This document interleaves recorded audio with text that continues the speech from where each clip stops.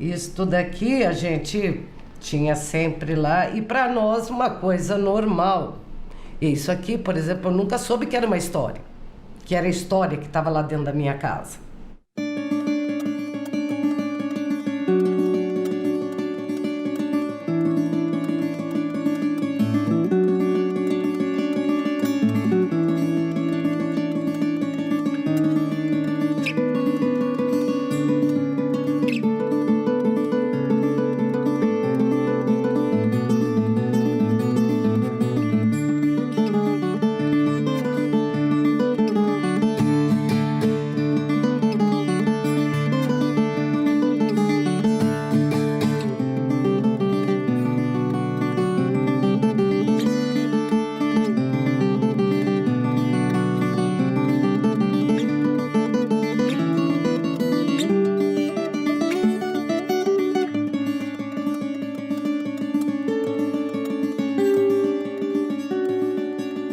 A figura humana faz parte do espaço no qual trabalha, que quer não apenas registro seco. Tem uma alma. O humano permanece presente.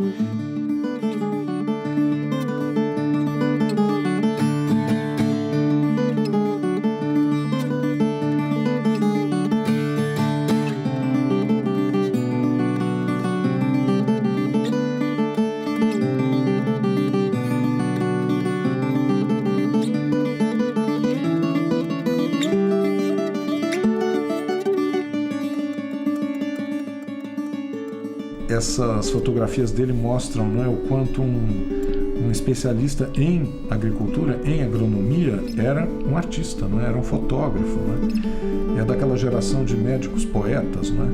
De advogados, escritores, não é? De pintores críticos sociais. Ou seja, né, uma geração brilhante, essa geração de brasileiros dos anos 40 e 50, né, que ganhou uma nova plataforma discursiva a partir do surgimento das grandes metrópoles, das leis trabalhistas, das universidades, das revistas impressas, da abertura dos primeiros museus, da abertura das bienais, da abertura dos fotoclubes. E isso, de alguma maneira, permitiu a essa geração uma explosão das suas potencialidades, né? E o Armínio Keiser faz parte, né, dessa geração de homens e mulheres iluminados, né, dos anos 40 e 50, né, pessoas que olharam o Brasil de uma maneira encantada, mas de uma maneira consciente, de uma maneira crítica também, né? E, enfim, essas fotografias são um testemunho mesmo, né, da grandeza discreta do Armínio Keiser.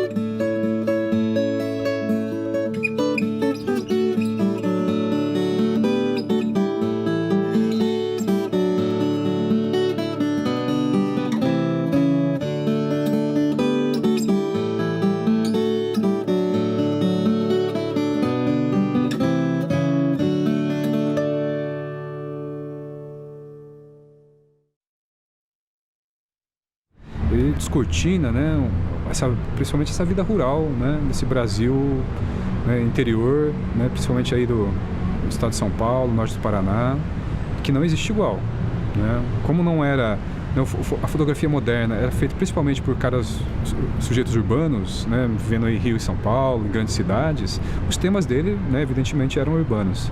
Mas, né, o Keiser estava, né, num jipe, percorrendo estrada, então, assim, é quase, né, uma aventura o trabalho dele, né? Sei lá que lugar que esse cara se meteu, né? Essas estradas estranhas.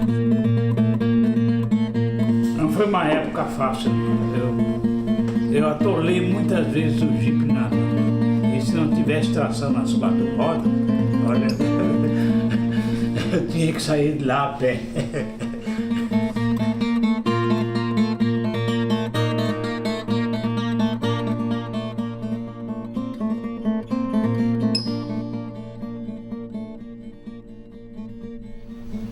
questão do café, eu tirei fotografias. Eu não sei bem por que eu tirei essas fotografias. Eu acho que foi mais para a questão de suavizar as viagens, né? Eu já viajava sempre com a máquina fotográfica e quando achava algum motivo interessante, tirava fotografia.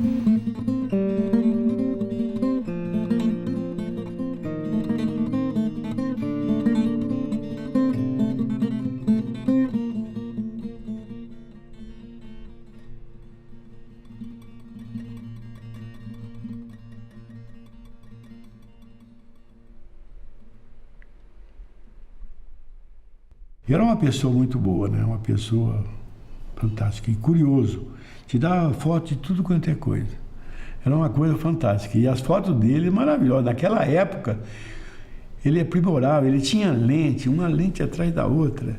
Ele, conforme a foto, ele levava essa lente aqui.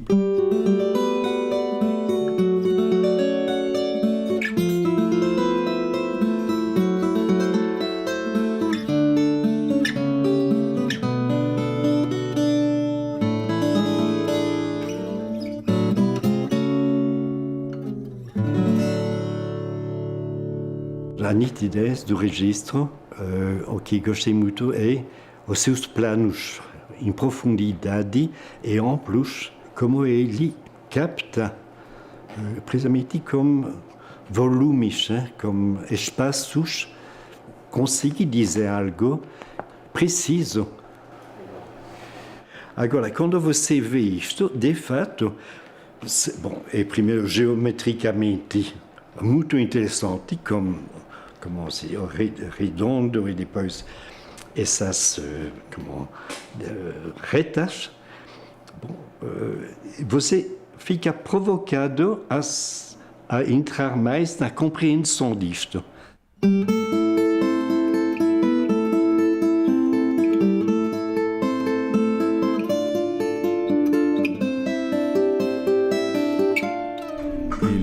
Efetivamente era dotado numa cultura visual contemporânea, não é? É impressionante como ele explora a geometria, como os fotógrafos da geração dele, não é? De maneira a tornar abstrata a paisagem, não é?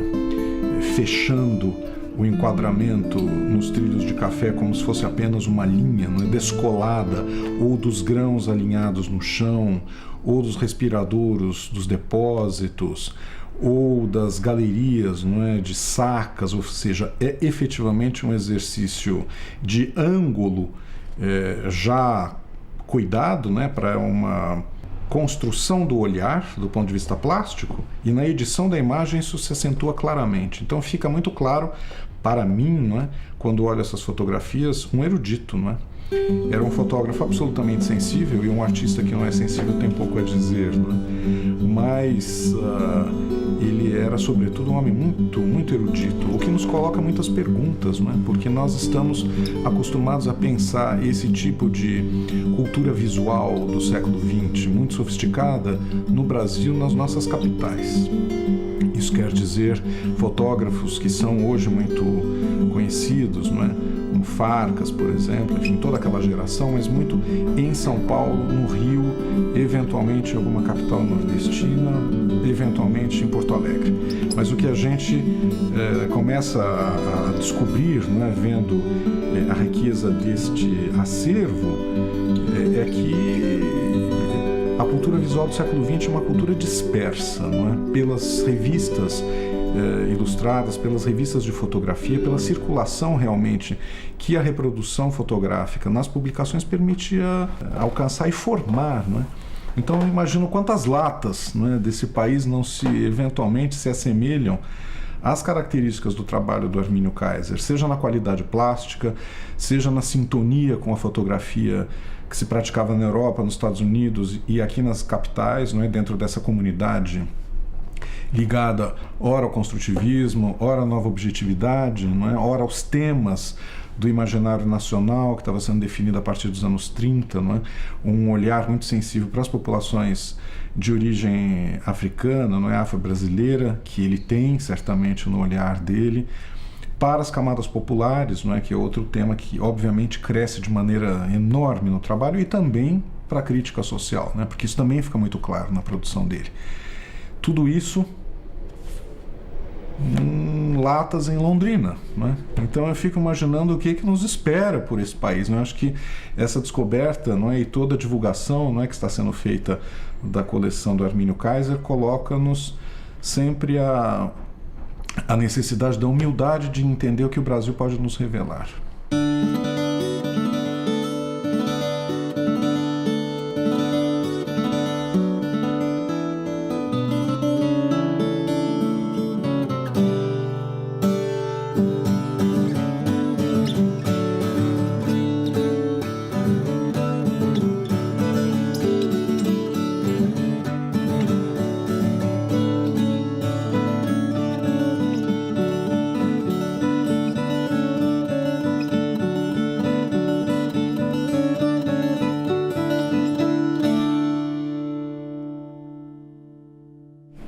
Essas são as caixinhas de bolacha que compravam e ia para o lixo, aí ele descobriu que tinha utilidade para isso. E aí então a gente começou dessa bolacha porque precisava da caixinha, né? Então era a bolacha que era comprada em casa por conta das caixas que ele precisava para fazer. Então eu lembro dessa aqui, que era a bolacha, era essa. Não interessava se quisesse ou não. Mas a gente gostava dessa bolacha, a caixinha era bonita também. Só que a caixinha não era nossa, era dele. Por mais bonita. Todas eram dele. Nós não. A caixinha não era nossa, não. Corta.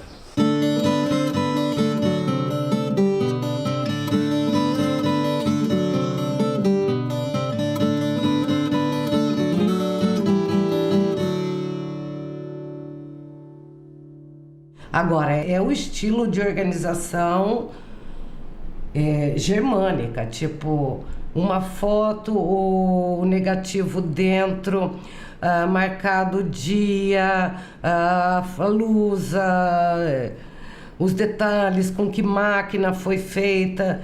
Isso é muito muito germânico aí, ó. Anotava tudo. Então tem aqui o dia que é, a máquina que é, aqui ó, 1/9/69. Então você já sabe até que no dia 1/9/69 minha mãe estava lendo jornal, né? E conservado, né? Ele sabia como conservar isso. Que foi uma coisa que quando ele morreu era a nossa preocupação. Para nós isso aqui, como é que eu ia manter isso daqui? Eu não sei lidar com isso, né? Por isso é que a gente optou por doar tudo para o museu, que pelo menos lá vai estar para a sociedade, né? Quem quiser.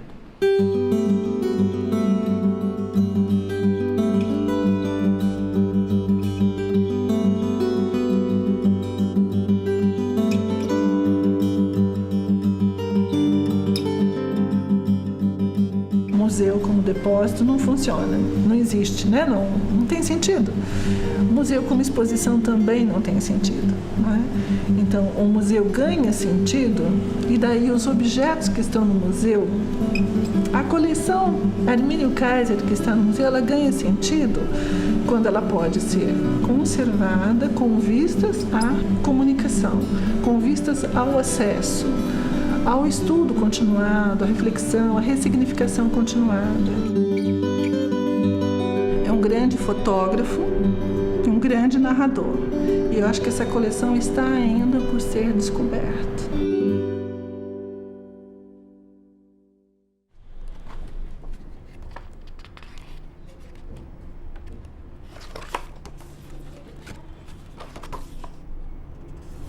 Vamos lá, as minhas favoritas. Essa da costura da saca, não é uma coisa tão fugaz, não é? E ao mesmo tempo tão fundamental, não é? Porque fazia parte do próprio transporte do café, que eu nunca tinha visto uma foto desse gesto, não é?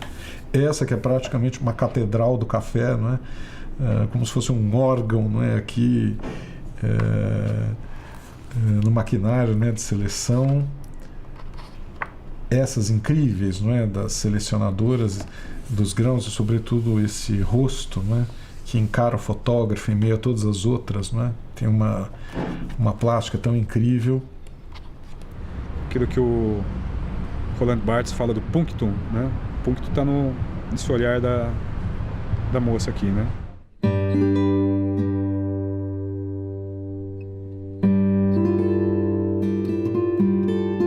A mulher geralmente era direcionada para as tarefas que exigiam maior delicadeza, tanto na colheita como na separação do grão. E o Kaiser, ele mostra isso muito bem, inclusive numa grande propriedade com várias, havia já quase, era empresa industrial, né? Porque enquanto nós temos imagens do passado que mostram uma ou dois funcionários realmente fazendo essa separação de uma forma bastante primitiva, nós temos já no período do Kaiser, que ele fotografou muito bem, uma verdadeira seção de indústria, seção de empresa em que as mulheres se colocavam para justamente se desenvolver com esse trabalho mais delicado na separação dos grãos. E que era, sem dúvida, uma atividade que já as colocava num local de trabalho em que elas se sentiam como agentes de um momento do trabalho do café, porque elas se viam então como operárias do café já. E isso também não passou desapercebido para o Kaiser. Ele tem uma foto linda nesse sentido, posso mostrar? Uma foto maravilhosa que dá conta dessa etapa que é muito raro você encontrar com essa quantidade e com esse detalhe do tipo de sacaria, com a indumentária todas com o cabelo coberto, enfim, é uma preciosidade. Mulher, criançada, né?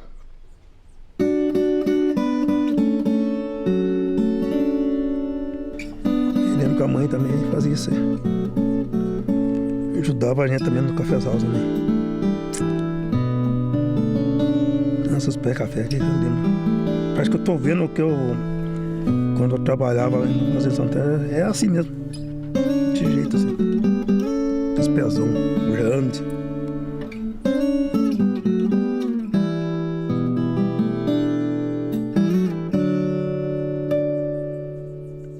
Puxa vida.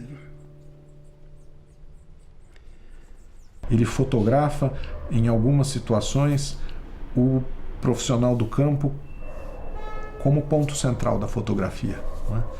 E isso, sem que isso seja efetivamente um retrato, né? É a fotografia do homem sempre em agência, sempre agenciado, né? No campo, na produção, no processamento. E, portanto, as fotografias do Armínio Kaiser, para mim, são as fotografias também da paisagem humana. Não é uma paisagem agrícola, simplesmente, né? Mas é uma paisagem em que esse homem e essa mulher são protagonistas do processo, embora a memória dele seja uma memória difícil, uma memória de gente sem nome, mas que nas fotografias dele tem rosto, né? E tem corpo, tem gesto, tem trabalho, né? E isso é também um sinal, né, da grandeza da percepção artística e da percepção humana dele, né? Ele tinha um olhar sensível para as tragédias das populações marginalizadas, mas ele tinha também esse olhar fino, né, para o homem que, afinal de contas, e para as mulheres, óbvio, né, que constroem essa sociedade, né, que constroem essa riqueza, essa produção, e dos quais muitas vezes nós não temos quase nenhum registro, né? Então, essas fotografias honram também o trabalhador, né, do campo e da cafeicultura, e são protagonistas das fotos.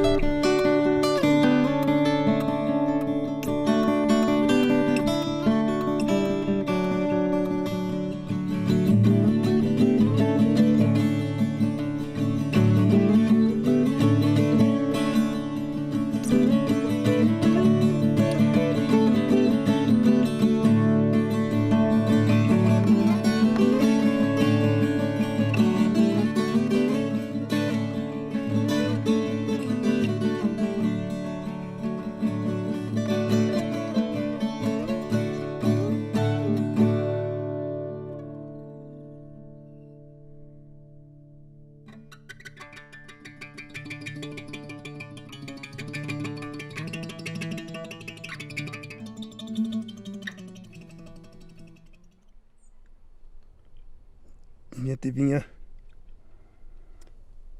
Eu mesmo, quando eu via não vi lá aquele ar lá, com feixe de lenha nas costas, eu só vinha. Minha mãe falou, ai, vê se você arruma uns galhos de lenha pra nós, sempre fogão a lenha só, não tinha fogão de gás, né? Falei, pode deixar, eu vou deixar água assim.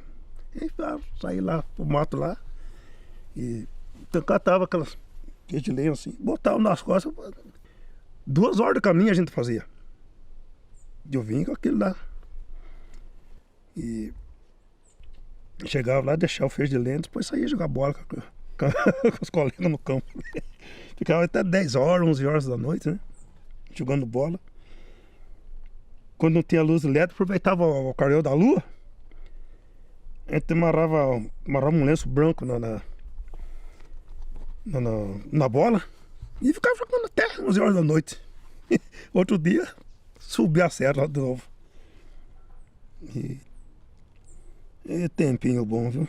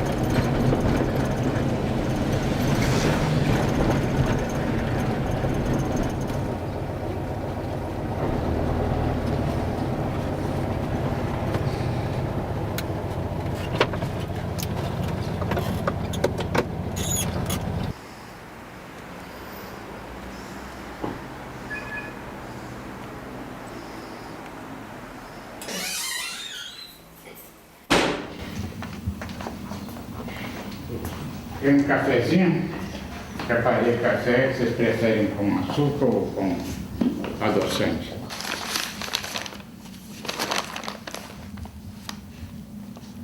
Figueira branca, que é padrão de terra boa.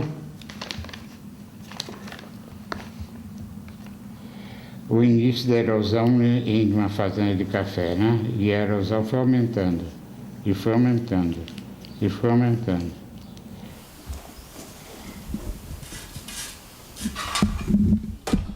Mas a sua pergunta estava ligada à questão do preço de café. Pois é, esse preço de café oscilava entre altas e baixas conforme as produções, né? Se houvesse uma geada, então o preço do café ia subir. Agora, se houvesse cafeicultores suficientemente grandes para poderem armazenar o café durante um ano ou outro, eles obteriam lucros muito grandes quando o café subisse de preço. Mas que a política era sempre segurar o café para esperar o momento de uma geada que produzia. A geada de 53 foi um desastre para a cafeicultura, então o pessoal, o café foi liquidado. Em 55, a brotação desse café e outros plantios novos receberam, foi líquida. Em 62, como está provado nessa fotografia daqui, houve uma geada. Em 62, uma geada relativamente grande. Não foi no estado de Paraná só, no estado de São Paulo também, certo? Em 63, outra geada.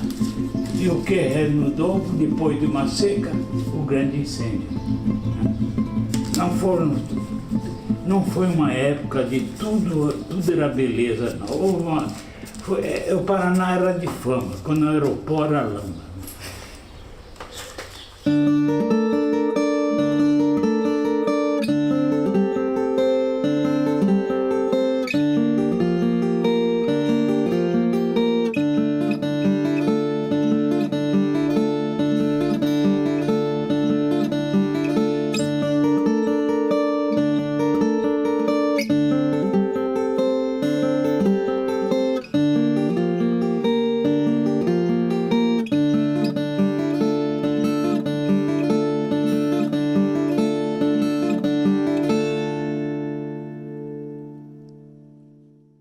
Outro aspecto dessa minúcia que o Kaiser nos oferece e que, por outro lado, é a sua riqueza, é que mesmo nas fotos guardadas cuidadosamente, inclusive em envelopes com a localização, com a data, ele enquadra o objeto que ele quer realmente privilegiar na fotografia.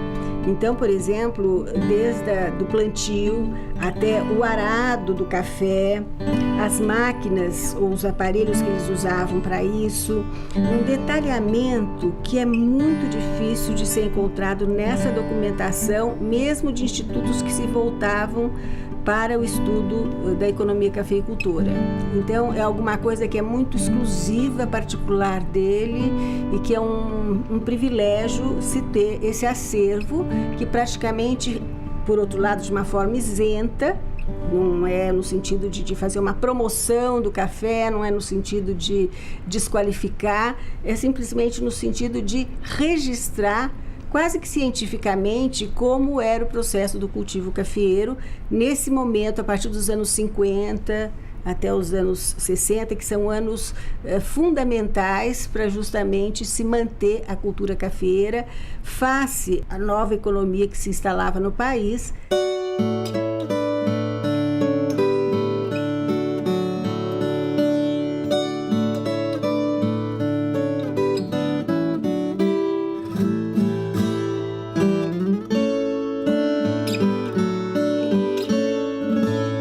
Nós temos acervos, evidentemente, o do Gensler é um dos mais famosos, porque ele foi chamado especialmente para isso, para fazer fotografias de propaganda dos cafezais brasileiros. São belíssimas fotos, mas tem que ser lida com uma lupa e tem que ver a intenção que estava ali.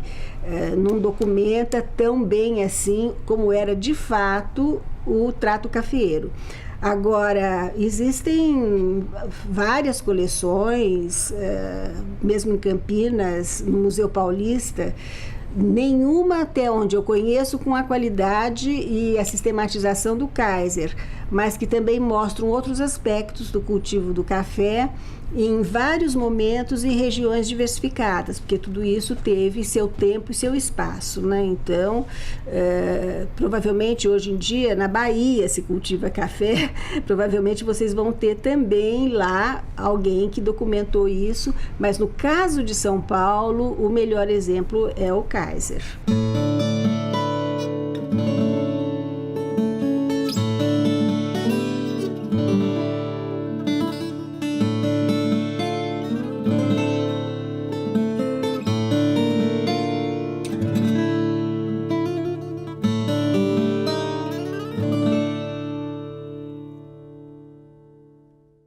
A paisagem que o Armínio Kaiser surpreende no estado de São Paulo, pleno, essa cafeicultura já madura do século XX, é diferente daquela paisagem da cafeicultura capitalista do Império, da cafeicultura escravista, em que, de alguma maneira, as propriedades eram menores, as unidades de processamento eram menores, os plantéis de escravos eram em cada fazenda de alguma maneira menores também, porque a tensão que a escravidão trazia para as fazendas de café durante a escravidão era muito grande. E essa cafeicultura da mão de obra livre do século XX é uma agricultura geograficamente mais extensa, e as unidades são muito grandes, os centros de processamento do café no oeste paulista são enormes, né?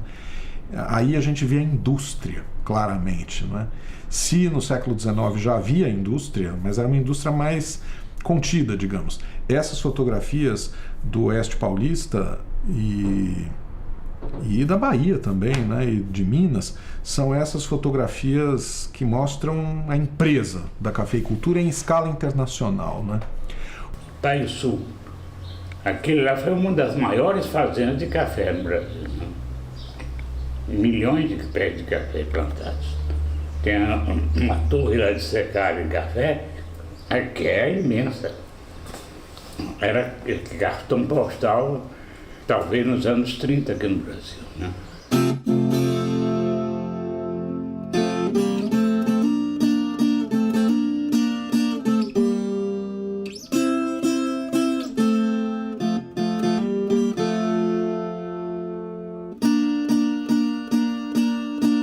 essa dimensão do mundo rural, essa perspectiva do mundo rural torna grandioso, né, esse olhar dele. É uma descoberta, né, que a sociedade brasileira ainda há de fazer, né, sobre as imagens do Kaiser, né, como um grande fotógrafo, né, como um dos grandes memorialistas, né, da vida rural brasileira. Teoricamente, né, a gente pensar nessa permanência de um tempo, né, que possivelmente ainda exista em certos lugares, né? Talvez se a gente mostrar essas fotos, né, sei lá, foi interior de Minas, eles vão achar, nossa, você bateu onde? Ontem? Antes de ontem? Né? Então, perceber esses contrastes, né? A cafeicultura no Brasil não acabou ainda, né? Claro que é feita de outra maneira, mas possivelmente também feita de forma igual em certos lugares, né? A fotografia dele serviria para uma espécie de arqueologia do tempo, né?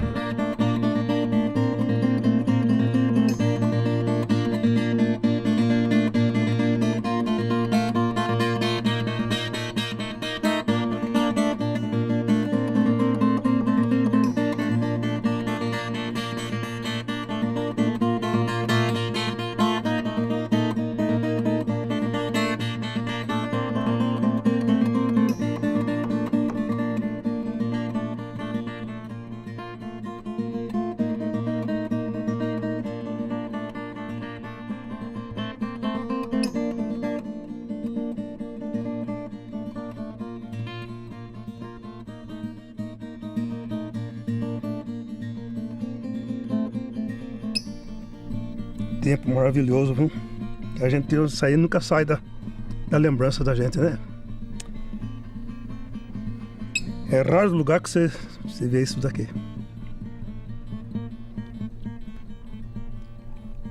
Bate aquela saudade, né? Se pudesse voltar aquele tempo.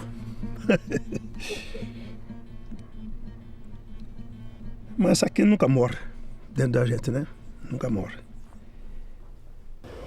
Que o café que representava em 53, quando eu entrei no IBC, o café representava mais de 50% da receita do Brasil.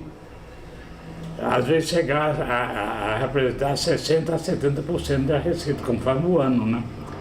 Agora, quando eu saí do IBC em 89, o café não representava nem 2% da receita. Quer dizer, a economia do Brasil abriu em leque. Praticamente metade do preço do café não ia para o bolso do cafeicultor. Ficava na mão do governo, que foi para a industrialização da automobilística e também de outros produtos, porque o Brasil não produzia nem bicicleta, nem geladeira, nada disso era produzido aqui. Era tudo importado. Eu tive na minha... fim da minha adolescência, uma bicicleta que foi fabricada na Alemanha, porque não tinha fábrica de bicicleta no Brasil, não existia nada disso aqui. Porque isso aí contribuiu para uma mudança que eu presenciei durante mais de 80 anos da minha existência, né? Foi uma mudança relativamente rápida, né?